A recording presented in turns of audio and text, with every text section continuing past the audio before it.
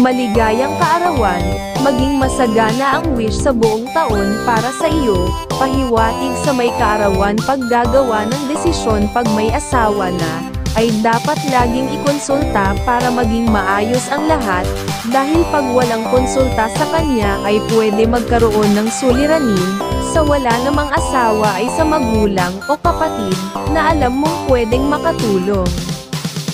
Sa iyong pera ay okay naman ang lahat makakaipon, sa buwan ng June at October dapat ay may kontrol ka dahil madaming tukso na tungkol sa pera na pag nagmadali ay pwedeng hindi na mabalik ang perang may lalabas. Sa kalusugan ay iwasan lang palaging mamasyal ng masyadong gabi na, at iwasan ang alam mong kayang magpahinga sa iyong paningin o mata, dahil baka dalawin ka lagi ng pagkahilo na magpapalungkot sa iyo.